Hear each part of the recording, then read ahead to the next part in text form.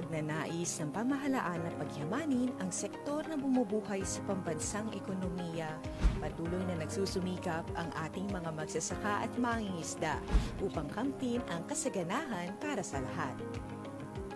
Marami mang balakid, patuloy silang kumikilos tungo sa Pilipinas na may masaganang agrikultura at maunlad na ekonomiya. Mabuhay ang mga food heroes ng bansa! Ikinararangal kayo ng lahing Pilipino. Labas nga impormasyon sa agrikultura, mga simpleng tips para sa mga mag-uuma. Yaman sa kaumahan, kikita ka na, aasenso ka pa. Sa programang AgriSenso, kauban si Inday Bajang o Clara Tita. Kini nga programa hatod kaninyo sa King's VitaPlus Animal Feed Supplement, Panamox Antibiotic Caplet ug Panamox Forte ug sa Intenso Premium, Intenso Power Stag ug Intenso Plus. Magandang araw po sa ating lahat, Luzon, Visayas at Mindanao, at kayo po ay nakikinig sa ating King's Radio Stations dyan po sa Visayas at Mindanao. Ganon din po sa buong mundo dahil tayo po ay mapakikinggan via King's Radio app. Okay, so i-download nyo lamang po sa inyong mga Google Play Store ang ating King's Radio online app para kahit saan man kayo sa mundo, sa saya, musika, balita at agrikultura, nauuna yan dito po sa ating King's Radio. At welcome po sa ating programang AgriSenso. Sa agrikultura, aasenso ka. Kasama po ang inyong lingkod, si Clara Tita. Kumusta po kayong lahat dyan? Lalang-lalo na po sa ating mga viewers via Facebook page. Yes, tayo po ay live na live sa ating Facebook page na AgriSenso sa Agrikultura. Sa lahat po ng ating mga followers dyan, hello po, pakishare naman po sa ating live ngayon para po ay marami po ang ating mabibigyan ng good news o makakaalam ng good news sa ating isi-share ngayong araw na ito. Ganun din po sa ating mga ka-asenso sa King's Radio, ang ating mga King's Radio listeners. Kumusta po kayo dyan ngayon? Habang kayo po ay kumakain ng anuman, ang inyong almusal, ng inyong pananghalian o hapunan. Sana po ay masarap ang inyong magana ang inyong pagkain. O, diba? Importante talaga ay kumain kayo ng mabuti, ha? Para ay iwas sakit tayo. Okay? Kahit stress na stress tayo, basta tayo hindi gutom at palagi tayong busog. Oo. Okay na okay pa rin yun.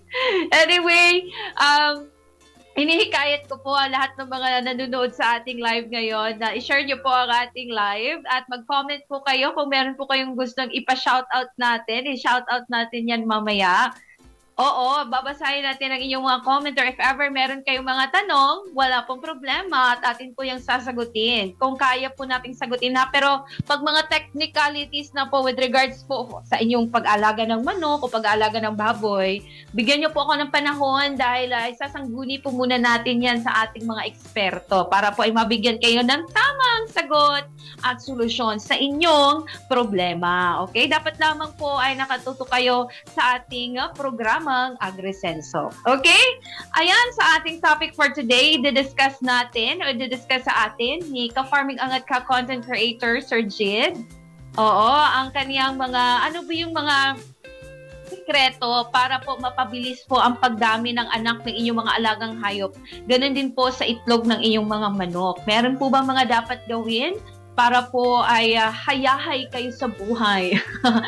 Totoong yes, senso kayo, lalong-lalo na po at alam niyo po yung mga pamamaraan, alam niyo po kung ano yung papakain at mga vitamina po na ibibigay sa inyong mga alagang hayop. Okay, wag na nating patagalin pa ang ating Agri-Unique Chika ngayon. Ihahatid sa atin ng ating ka-farming ang ka-content creator, Sir Jid Batuhan po. Magandang araw po, kumusta po? Live na naman tayo. At ang topic naman natin ngayon ay marami ngayon mga nagtatanong kung paano daw ba pagandahin yung produksyon ng alagang hayop, paano daw ba paramihin yung itlog ng mga manok, ng mga pabo, at paano daw ba magkaroon ng maraming anak yung mga baboy, yung mga kambing naman, ano daw yung best time na para pasampahan para mas maganda yung panganak nila, mas productive sila. Itong isi-share ko sa inyo ngayon, ito ay based lamang din sa experience namin at dun sa mga kasabihan sa lugar namin tungkol dito sa pag-alaga ng mga hayop. Na bago ang lahat, kasama natin King's VitaPlus Animal Feed Supplement. Ito yung vitamins na ginagamit namin sa mga alagang hayop din. Ayan, King's Vita Plus para sa mga alaga nating baboy, manok, kambing, baka, kalabaw, kabayo, itik, pabo, pato. Ito yung ginagamit naming vitamins sa mga alagang hayop. Ito ay powder na hinahalo lamang din sa pagkain or doon sa inumin ng mga alagang hayop. So yun yung tuloy tayo doon sa topic. So bukod sa paggamit ng vitamins, no, may mga kasabihan, maraming mga nagsasabi. Sa seminar naman, napapanood ko din, doon sa mga kambing, kapag pinapasampahan daw, mas best daw yung pangalawang araw. No, sa unang araw kasi na naglandi yung kambing, medyo hindi pa siya masyadong hit daw sa panahon na yan. Doon sa pangalawang araw daw yun yung pinaka-hit niya. Kasi pag pangatlong araw na, posibleng malagpasan na natin, tapos hindi na natin mapapasampahan o kaya umayaw na yung inahin. So mas best daw yung pangalawang araw ng paglalandi ng kambing. Although hindi ito nasusunod ng lahat kasi minsan, pag napapansin natin yung kambing natin ay nagalandi na, so ayaw naman natin na magbaka sakali pa na baka bukas na lang kasi baka mamaya pangalawa o pangatlong araw na pala yun. So yun yung ginagawa ng karamihan. Pero kapag namumonitor natin na unang araw pa lang ay nagalandi na yung kambing, so mas best daw na kinabukasan na lang. No, yung kinabukasan mas hit daw yung kambing noon para mas sigurado daw na buhay yung magiging anak kasi yung inahing kambing natin ay hit na rin siya nung pagkakataon na yon. Shout out kay Farming Angging Kasipe, maraming salamat po. So sa inyong panonood. So yun yung pamamaraan ng karamihan, no. Pagdating naman sa mga baboy, sa mga inahing baboy, kapag daw ito'y nagalandi, hindi muna nila pinapakain. No, yun yung ginagawa nila pagka dinadala nila doon sa barako o yung iba na may barako yung dinadala nila doon sa inahing baboy, tapos hindi muna nila pinapakain o pinapainom. Ganun din pagkatapos na masampahan, hindi muna nila agad-agad na pinapakain at pinapainom. Yun yung mga paraan naman nila. Ito yung sabi-sabi, no, kasi ito yung naririnig ko lamang din, hindi ko siya napanood sa seminar. No, naririnig ko lang, pero sabi naman nila effective din naman daw para daw mas talagang mas safe yung mga similya na nandun sa inahin. Or maraming ang iba, pagdating doon sa inahing baboy, hindi nila masyadong pinapataba. Kasi may kasabihan din sila na kapag yung mga inahing baboy ay sobrang mataba, ay naglalanday. Yung tawagin sa amin sa Bisaya, naglalanday daw yun. Ayaw na magbuntis. So ayaw din maglandi. May mga ganon na pag sobrang taba, ayaw maglandi. Kaya't marami din, marami kaming nabibisita ng mga farm din na nag-alaga ng mga baboy, ay ang kanilang paraan ay sila hindi nila masyadong pinapataba, lalo na yung mga inahining baboy.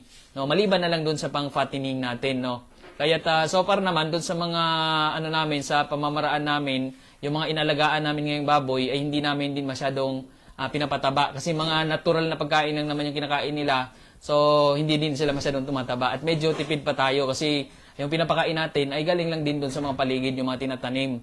So yun yung mga nagiging paraan din doon sa amin pagdating dito sa pag-aalaga ng mga baboy. Actually yan yung pinaka-main target namin ngayon ay magtanim-tanim din, no? Tulad ng mga nababanggit natin palagi, dahil nga sa sobrang mahal ng feeds, marami ang mga nalugi, maraming mga nagreklamo. So dito sa atin, hindi tayo nagrereklamo lang. Kailangan natin tingnan din yung solusyon na pwede nating magawa para matuloy-tuloy masustain natin yung pagkain ng mga alaga nating hayop at hindi na natin kailangan pang gumastos ng napakalaki. Kasi alam naman natin, kapag nag-alaga tayo ng mga baboy, kung halimbawa ay meron tayong alagang mga pagpalagay natin 5 inahing baboy, no? Yung bawat isang inahin yan, gagastos tayo ng napakalaking feeds din yan. No? Bawat isang buwan siguro ay abutin ng mga 15,000 ang ating magiging budget na pampakain doon kapag naka-pure feeds yung mga alaga natin. Kaya sa amin, since mga inahing baboy yung inalagaan namin, so yung mga tinatanim namin, nandyan yung mga kasaba, yung mga madre de agua, nandyan yung mga kamote, kangkong, nandyan pa yung mga saging, yung pinakakatawan ng saging, pwede natin ibigay sa mga alagang hayop. Yung mga bunga ng saging, pwede natin i-harvest, ibenta natin. So, doble na yung ating pwedeng kita. No? Nagtanim tayo, so yung mga bunga, ibenta natin, yung mga laman, halimbawa yung mga kamoting baging, o sa amin, sa Bisaya, kamoting bagon, yung pinakalaman nun, ibibenta natin, tapos yung mga dahon naman nun, napapakain natin sa mga alaga nating baboy. Marami rin mga nagtatanong doon sa ating main page, sa Farming Business ATBP, hindi daw ba nakakasama sa mga buntis na baboy yung mga kangkong, hindi rin daw ba nakasama yung mga kamote doon sa mga buntis na baboy. So far naman, based experience namin, sa tagal namin nag-alaga ng baboy, mabuntis man o yung mga pinapalaking mga baboy, yun pa rin yung binibigay namin. No, okay din naman yung paglaki nila. So far, based sa observation din namin. No, ito naman ay based sa experience lamang din, hindi naman tayo expert dito pagdating doon sa mga pampakain sa mga alagang baboy pagdating sa pag-aalaga ng hayop. Hindi tayo bet, pero itong ating sinishare, ito yung based experience natin mismo na sa aktual nating ginagawa. No? So, at kasabay nung mga naglalandi natin mga alagang hayop para palakasin yung kanilang mga similya, para pagandahin yung produksyon nila, no? Binibigyan din natin ng vitamins yan kasama itong King's Vita Plus na vitamin. Sinahalo lamang natin to doon sa mga pagkain or doon sa inumin ng mga alaga nating hayop.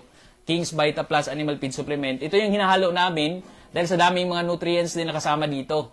Andyan yung multivitamins, minerals, amino acids, electrolytes, essential elements, calcium, D3, enzymes, probiotics. Andyan pa yung zinc, iron, manganese, copper, iodine, selenium, cobalt, lysine, D-L-methionine, betaine. Nandyan din yung vitamin A, vitamin D3, vitamin E, vitamin K3, vitamin B1, vitamin B2, vitamin B6, vitamin B12, folic acid, pantothenic acid, biotin, niacin. Ang dami niyang sangkap, kaya ito yung aming pinagkakatiwalaan din sa lahat ng mga inalaga naming hayop. Ito yung ginagamit namin, King's Vita Plus Animal Feed Supplement. Ayan, nabibili ito sa mga agri-vet store, sa mga poultry supply, no, sa Shopee, meron din dito. Ayan, King's Vita Plus na vitamins, pwede natin gamitin sa mga alagang hayop.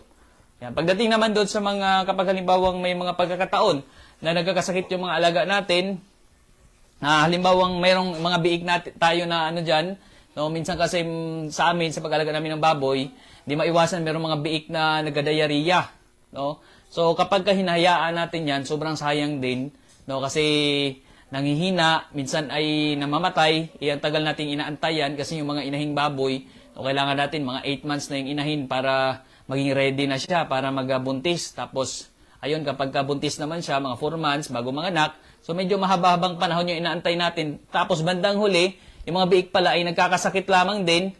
So, ang aming paraan ay binibigay din namin agad nung gamot. No? Yung gamot naman na binibigay namin ay itong Panamox Forte. No? Panamox Forte, gamot yan sa diarrhea, gamot din doon sa mga lagnat, sa sipon ng baboy natin, sa ubo. Yan yung ginagamit namin gamot, Panamox Forte. Yan din ay nabibili sa mga agri-vet store, sa mga poultry supply, no, nationwide.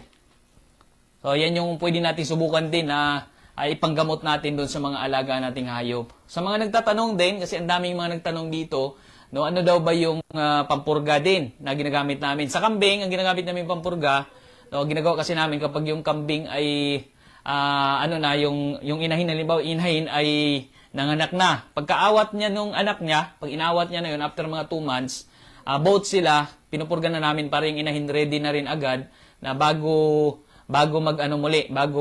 maglanding muli or bago ulit na magbuntis, ready na siya, wala na siyang bulate, kasi yun ay pupurgahin na namin. Tapos yung anak niya, pinupurga na rin namin, sabay na sila.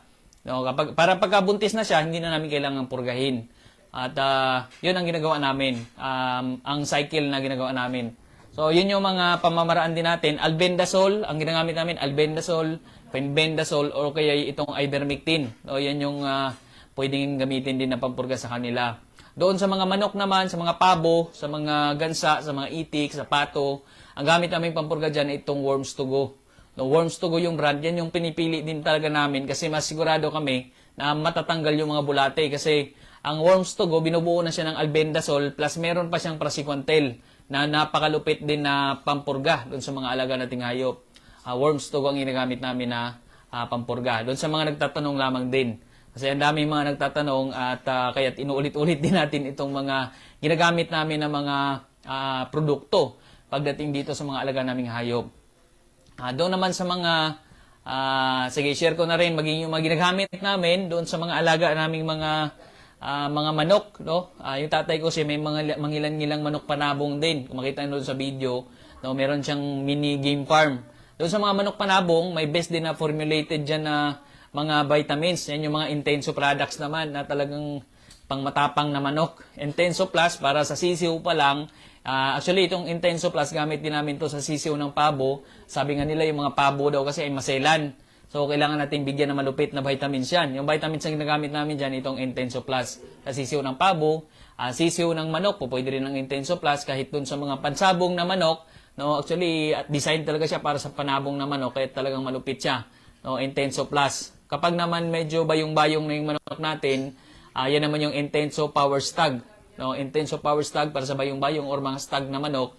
Tapos doon naman sa mga kinokondisyon nating manok, nandyan yung Intenso Premium. Mga Intenso products, yan yung maganda para doon sa mga panabong, at yung mga Intenso Plus, pwede doon sa mga sisiw, kahit sa manok, sa pabo, no, saka sa mga itik, yan yung mga ginagamit namin ng mga vitamins. Kapag naman meron ka diyang mga alagang rabbit, no, may alaga kang rabbit, may alaga kang mga pet dyan, mga kalapati, may alaga kang pusa, aso, nandyan naman yung King's Vita Pet. No, King's Vita Pet, yan yung formulated din mismo doon sa mga pet natin. Actually, doon sa mga baby kambing namin, yan din yung ginagamit ko. May extra kasi akong King's Vita Pet. Ay yung mga kid goats namin, King's Vita Pet na rin yung pinapainom ko, no? Sa mga kids yun. Pero kapag lumalaki na yung kambing, yun na yung King's Vita Plus naman yung ginagamit namin para doon sa kanila. So, ayan. So, basa muna tayo. Thank you for watching, Sir Mark and Sia. Sa mga nais pala na yung mga naghanap dito ng insurance, no? Pwede rin tayo sa Sun Life. No, pwede natin kontakin si Sir Mark and Sia. So, sama sa nanonood sa atin ngayon. Tsaka si Miss Ann Sia. Pwede rin natin siyang kontakin, no? Para sa mga naghahanap dyan, para sa mga gusto dyan na maging part ng Sun Life. Kung gusto nyo, wala kayong work, gusto nyo rin makatulong dun sa mga nais na maging Sun Life advisor, no? Pwede tayo na kumontak sa kanila, no? Sun Life. Napakaganda niya na opportunity. At doon sa mga nais na ma-insure, insured tayo para safe tayo lagi, nandyan yung Sun Life na pwede rin tayo magpa-insure sa kanila. Yan yung mga legit pagdating sa Sun Life. Sir Mac M. Sia, si Miss Ann Sia, pwede natin silang makontak sa Facebook. So, yan yung mga legit pagdating sa Sun Life. So, yung mga nababanggit nating mga gamot kanina, mga vitamins, balik tayo sa mga alagang hayop. Since ito yung mga ito yung mga main topic natin, yung mga alagang hayop, no? Pupwede tayo na magparami ng alagang hayop as long as meron din tayong space. Ang una natin titingnan din dyan ay yung resources. Kung meron tayong mga available na mga resources, katulad ng halimbawa, may bago tayong video ngayon tungkol dito sa itik. Kung yung lugar natin ay malapit sa palayan, pwede tayong mag-alaga ng mga itik. Kasi yung mga itik kapag tag-ani, pwede natin pakawalan. Kahit konti mo na alaga natin. No, actually, ito ay naranasan din namin noon kasi nag-alaga rin kami ng itik dati nung medyo malapit pa yung bahay namin doon sa mga palayan. Alaga kaming itik, tapos kapag tag-ani, pinapakawalan namin. Wala na kaming feeds na binibigay sa kanila.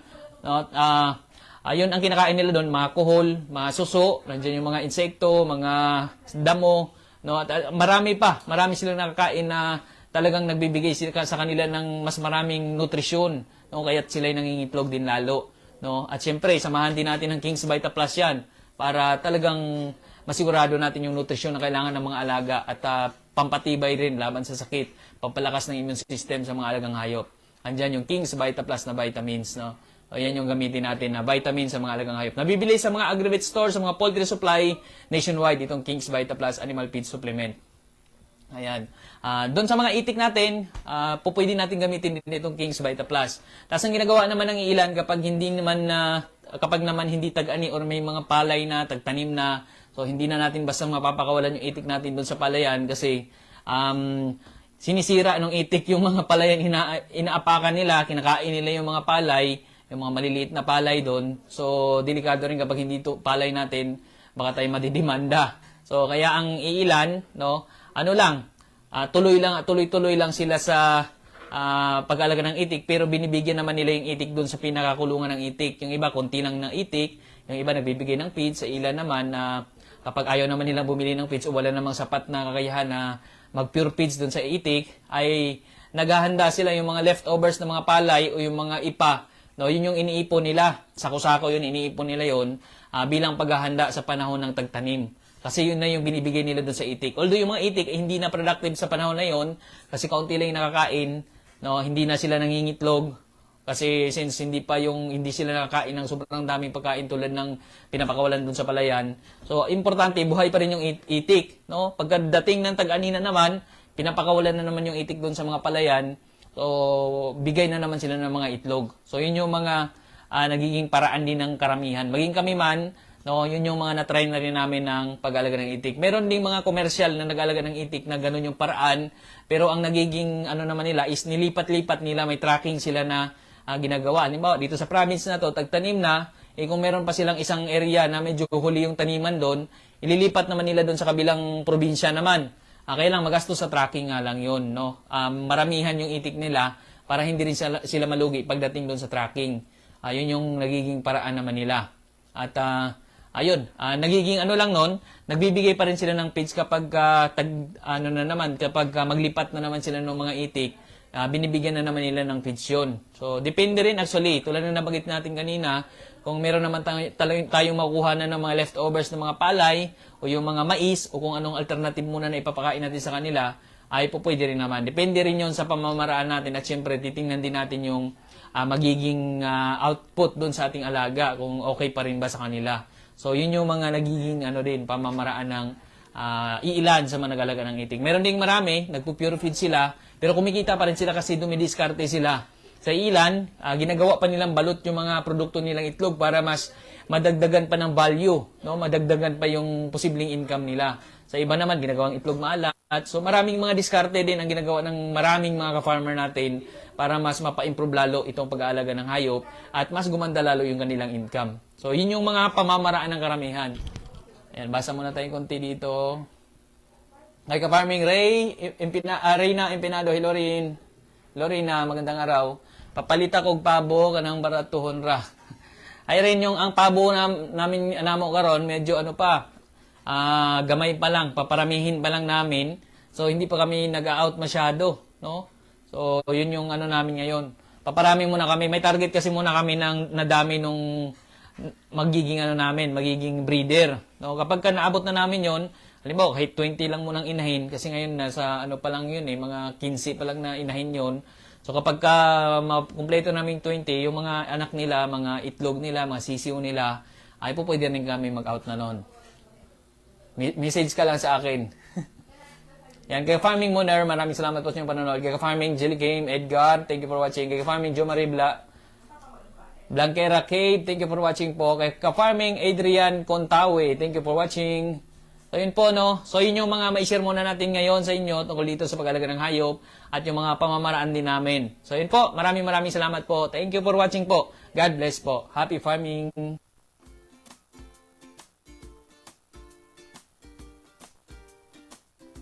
Ayan, nakamute. So, ayan po, maraming salamat po, ka-farming angat ka, Sir Jid, ang ating ka-farming angat ka content creator. So, ayan po, marami po siyang mga na-discuss sa atin with regards po dun sa mga pagpapakain, ng inyong mga alagang manok dyan, sa inyong mga alagang hayop, ano yung mga dapat. Kailangan ay masusustansya talaga yung kanilang mga patukan at the same time, yung tamang oras sa pagpapakain at samahan na rin ng mga tamang vitamina. At yun po ang kayang mga nabanggit, ang ating hari ng mga vitamina, ang King's Vita Plus Animal Feed Supplement. Okay? So mula po doon sa ating unang Agri ni Chika, ay punta naman tayo dito sa ating ikalawang Agri ni Chika. Kasi bubusugin natin ngayon ang inyong mga oras habang kayo ay nagpapahinga dyan, nagre-relax. Oo, diba? So, ano ba yung mga tamang transition natin na naman sa pagpapakain ng ating mga alagang baboy? Diba? Mula sa starter phase, starter stage, hanggang sa grower stage, ano pa ba? Winning stage, may mga ganun kasi yan siya, diba? So, alamin po natin yan ngayon sa ibabahagi sa atin ang ating kapartner din sa Asenso. Of course, ang ating Dodong Villaran. Si Sir Dodong Villaran mula po dyan sa maya. Tama ba? Taga-Aklan ba ito si Sir Dodong? So, ayan, tunghayan niyo po ha at alamin po natin kung ano po yung tamang transition po sa pagpapakain ng ating mga alagang baboy. Ang 10 days na yan guys, simula sa pagwalay ko sa kanila, yan po ay kinonsume ko sa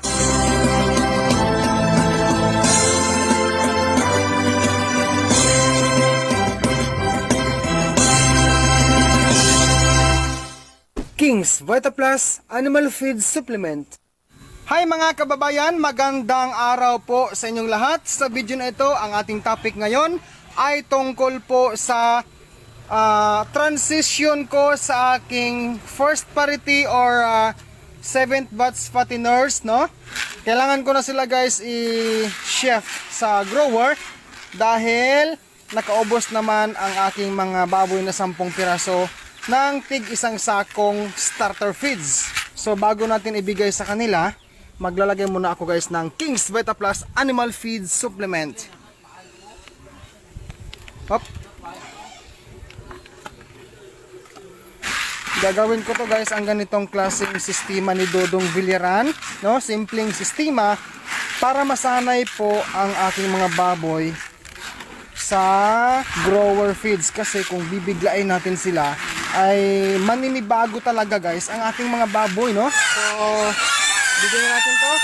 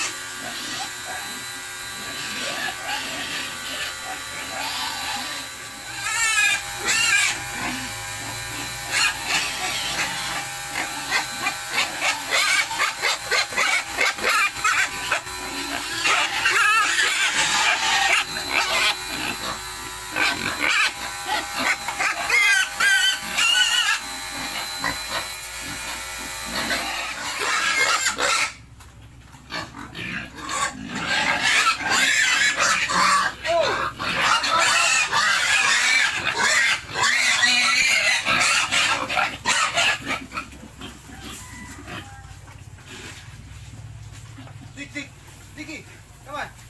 Dik. Dik. Dili. Ayan, kain ha, kain. Ito guys, oh. Ayan, magkahalo na po sila, no? Starter at ang grower. Okay, pakain natin. Ang ibang baboy ko guys ay nagkaroon po ng mga gasgas sa kanilang katawan dahil po sa kanilang kalikutan. Sabi ho pala ni kabayang Journaline Nadiska, Kuya Dodong, na-inspired ako sa iyo paano ka mag-alaga at magpakain ng baboy mo. Kaya ngayon, ang daming pumupuri sa mga baboy ko dahil unlucky nila sa age na 1 month and 2 weeks old.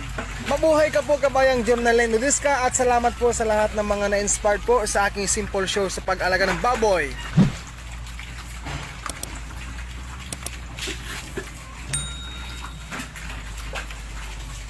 Okay, so guys, maglalagay ako ng tubig, no?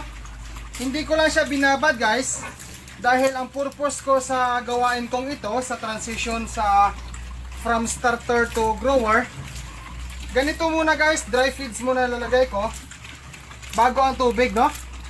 Kasi ang purpose ko para talagang masasanay unti-unti ang mga baboy ko sa lasa ng grower feeds, no? Hindi ko lang siya binabad. Okay. Although pwede naman sana ibaba diretso eh. Pero same pa rin po ang ratio, no? Sa transition ng feeds. Sa dami ng feeds between starter and grower. Pwede naman siyang ibabad eh. Pero ako, ginagawa ko lang ganito. So ang 1.7 kilos per head times ko po sa 10 heads is equal to 17 kilos na feeds per day, ang 10. So 17 kilograms divided by 3 times a day na pakain ko is equal to 5.66 kilos na feeds per meal sa 10. So instead of 5.66 per meal, ginawa ko na lang pong 5.75 kilos na feeds, no? So ito po ang kanilang kinakain sa bawat kain sa 3 beses na pagpapakain ko sa kanila. Then ito guys ang ginawa kong basihan ko sa unang araw, first day. Out of 5.75 kilos sa first day, ang starter guys ay 4 na kilo, 4 kilos. Tapos dito po ang grower ay 1.7 kilograms. Sa second day naman, ang starter nagiging 3 kilograms na lang. Then ang grower 2.75 kilograms. Unti-unti dumarami dito guys sa grower, no? Pagka third day, 2 kilograms, 3.75 kilograms ang grower, no? Dito na hilira starter. So pang-4 na araw, 1 kilogram na lang po ang starter at 4.75 kilos po ang grower. Pagdating po sa pang-5 araw, 5th day, Ang starter po ay wala na, zero na po siya. Lahat po sa grower ay 5.75 kilos per meal sa 10 sa grower ang pang 5 araw. So guys, pure feeds po si Dudong ngayon, no? Then masingit ko lang po ang mga nagtatanong regarding po sa edad ng aking mga baboy, no? Ito po ang edad na to, 2 months and 10 days from weaning. Ito po ang kasalukuyang nag-transition ako sa starter to grower. Then 3 months and 10 days old sila from birth. Yan po ang total edad nila today sa vlog na ito. Okay? Then masingit ko po si kabayang Neil Claunan or Claunan. Sabi niya, Sir Dudong, Kuya Dudong na lang ha, tawag niyo sa akin. Kuya Dudong, pilay sukod anang imong kulungan sa baboy. Kay mag-alaga sad ko og pulo ka baboy or 10 heads. Salamat sa pagsagot. Bisaya ito, no? Pila ang sukod. Ibig sabihin po, ano daw ang sukat sa aking kulungan na ito? Nandyan po kabayan sa description ang link po sa video na yan tungkol dito, no?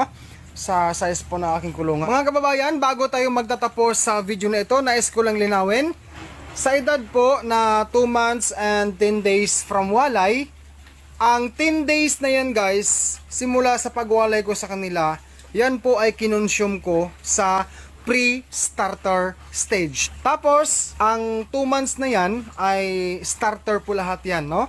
Kaya nag-decide po ako guys na i-grower ko ang mga baboy na ito ngayon. Kasi nga, naka 2 months naman sila sa pagkain ng starter feeds, no? So guys, ako po si Dodo Villaran. Nagpapasalamat po ng patuloy sa inyong lahat for continue supporting me here in my YouTube channel. At ganun din po sa mga sumusuporta sa akin sa aking Facebook page. Maraming salamat po sa pagpanood sa video na ito.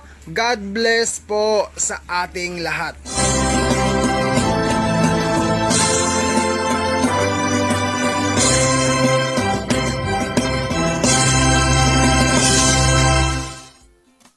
Ayan, wala naman po sa ating Agri-Unique Chika. Punta naman tayo sa ating Agri-Balita. Makibalita po tayo kay Inday Badyang dahil meron village na programa ng BFAR na inilunsad po dyan sa may Concepcion, Iloilo. Go ahead, Inday Badyang! Magandang araw all! Hello po sa ating lahat muli ang inyong Inday Badyang. Kasama niyo po sa paghahatid ng mga magagandang balita courtesy of ang Agri-Balita sa programang Agri-Senso with Clarita. Ayan, it's another good news na naman ang ating maririnig. Ayan, at syempre pa, we'll discuss it about later. Of course, may mga set of farmers, actually for today, it's not farmers, but fishermen or a set of community ang nakatanggap ng tulong mula po sa ating gobyerno in partnership with some private institutions. So for sure, you are excited. Ayan, diba? So ayan, makinig na makinig. It's because ang ating good news ay mula po sa isang lugar doon po sa Concepcion, Iloilo. Ayan, maayong adlaw kaninyo. Huwag yun lang akong pagsalitain ng Ilonggo kasi hindi ako marunong. I can understand but I'm sorry, I can express or say it on it. O, diba? Mga iilan lang naman. Anyway, it's Adopt a Village na programa ng BFAR ay inilunsad po sa nasabing lugar. So, anong programa yon? Ayan, it's a good news. It's because formal na inilunsad ng Bureau of Fisheries and Aquatic Resources or BFAR ang Adopt a Village project sa barangay Igbon, Concepcion sa lalawigan ng Iloilo. Ang programa ay ibinatay sa Blue Swimming Crab National Management Plan. Crab ha, as in crab, alimango. Ayan. Ayon kay BFAR Western Visayas Regional Director Remia Apari, layunin ng proyekto na mapalago at mapanatili ang blue swimming crab production ng bansa, lalo na sa Igbon Island na isa sa mga top crabbing area. Oh my God, crabs pa more! Sa ilalim ng programa, ang BFAR ay magbibigay ng technical assistance sa loob ng 3 taon sa mga mangingisda sa Igbon Island. Bukod sa Concepcion, Iloilo, ang programa ay ilulunsad din ng BFAR sa Manapla, Negros Occidental at Bantayan Island sa Cebu. Sa oras na magtagumpay ang Adopt a Village, plano ng ahensya na ipatupad din ang programa sa iba pang lugar sa Pilipinas. Pilipinas. Bukod sa Adopt a Village, inilunsad din sa Concepcion, Iloilo ang Universal Fish ID at Tasag Caliper, ang Blue Swimming Crab Ruler. Ay, ang sarap! Crabs pa more! It's my favorite. Anyway, it's a good take. It's because partnership na talaga, tawag nito, gumawa na talaga ng programa ang gobyerno in which they tap a certain community na matulungan nila to improve more their livelihood. And this time, doon sila sa Concepcion, Iloilo, sa Barangay Igbon or Igbon Island, kung saan, ayan, diba, yung main production nila doon ay mga crabs. So as we all know, maraming crab eaters sa atin, hindi lang the locals, but most of it are the tourists. And yung mga areas na merong pinoproduce nila or pinopromote ang crab production are one of ilan lamang sa mga tourist areas we have in the Philippines, such as Bantayan Island, which is known for their beautiful beaches. Di pa ako nakapunta doon, but looking forward to be there, diba? So with that one, aside from promoting tourism, ayan, pwede ding maipromote ang food tourism or the seafood tourism of that areas na tinutulungan ng BFAR. So after Igbon Island, humanda po kayo, Manapla, Negros Occidental at Bantayan Island. It's because kayo ang next. And syempre, pag talaga naging matagumpay ang mga tawag ng inadapt na community or a certain village with that crab production na mga proyekto, mas palalakasin pa, adopting more communities in the country, especially yung mga crab areas na crabs ang kanilang mga pangunahing produkto, 'di ba, ng ating mga fishermen. So ayun, 'di ba? Happy ang lahat, hindi lang mga farmers natin, pati mga fishermen natin ang tinututukan din, binibigyan ng mga programa at mga proyekto para mas mapa-enhance at mapaganda pa ang kanilang mga kanilang mga pangkabuhayan o livelihood, ika nga. Syempre, yun ang importante, tulungan ang bawat sektor. So we have that certain community of farmers or fishermen. They're looking for the help of the government, and the government is here, just like what the BFAR is doing, na yung isang proyekto is tutulungan nilang isang komunidad, bibigyan ng technical skills, tuturuan ng mga basics, mga advanced trainings on how to really take care and do the production ng mga crabs. Syempre, gaya nga ng mga farmers natin, diba? May mga trainings monthly or yearly, tinutulungan ng mga new strategies, techniques on farming. This time, mga fishermen na naman natin, ano bang maganda para mas maparami ang produksyon ng ating crabs, ng mga isda or yung mga bangos, tilapia or what. In this time, mga crabs, so diba? So, yung mga crabs na talagang lalaki and pang world class, pwede pa nating ma-market yan internationally. And syempre, yun ang mga nilulook forward ng mga turista natin. Huy, maganda doon sa lugar nila, ang lalaki ng mga crabs, ang tataba at napakasarap. Oh my God. Ginugutom ako. So good luck sa inyo and congratulations dyan po sa Igbon Island ng Concepcion sa Iloilo. Ayan, maraming salamat as well sa programa na inyong natanggap and with the BFAR as well initiating such initiative po para sa nasabing komunidad. To more communities pa na i-adapt and syempre para mas happy po ang lahat ng ating mga fishermen. Yan po ang ating good news sa ating Agri-Balita ngayong araw na ito. Maraming salamat. Bukas po ulit, mga friends. Ayan, amping, halong, and take care. The heat index in the Philippines is quite, it's very awesome kaayo. So, amping ta sa kanunay. Okay? Drink more water. Bukas po ulit, Inday Bajang. Back to you, Clara Tita.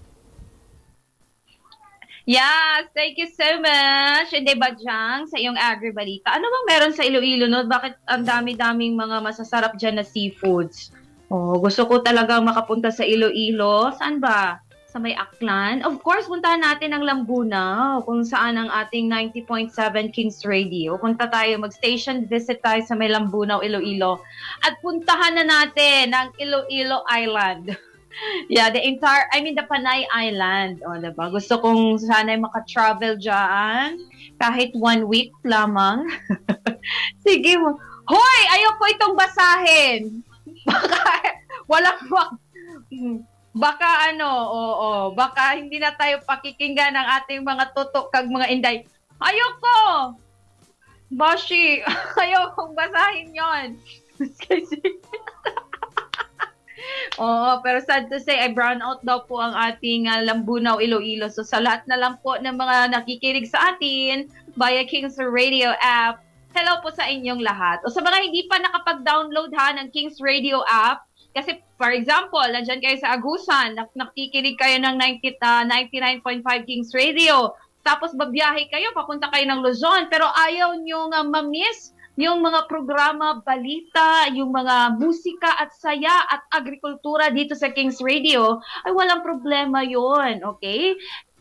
Mag-download lamang kayo ng Kings Radio app at dyan po kayong makinig. Diba? As long as meron kayong internet connection, meron kayong wifi connection dyan, walang problema, tuloy-tuloy ang ating buhay.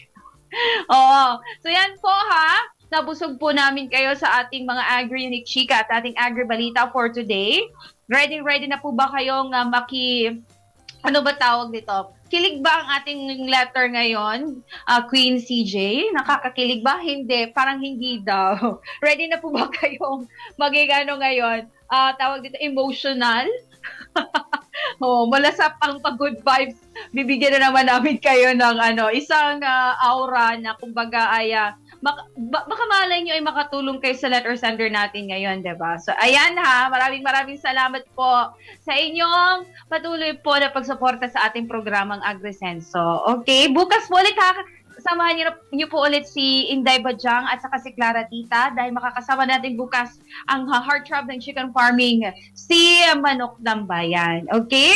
So, wag po muna kayong aalis ha. Yeah, ituloy-tuloy niyo na po ang pakikinig sa ating Kings Radio dahil susunod na po ang programang Kings Afternoon Delight kasama po si Queen CJ. Ito po ang inyong programang nag-iisang programa po para sa ating mga magsasaka at agrikultura. Wala nang iba pa ang AgriSenso sa agrikultura, aasenso ka. God bless everyone! Labas nga impormasyon sa agrikultura, mga simpleng tips para sa mga mag-uuma. Yaman sa kaumahan, kikita ka na, aasenso ka pa. Sa programang AgriSenso, kauban si Inday Bajang o Clara Tita. Kini nga programa hatod kaninyo sa King's Vita Plus Animal Feed Supplement, Panamox Antibiotic Caplet ug Panamox Forte ug sa Intenso Premium, Intenso Power Stag ug Intenso Plus.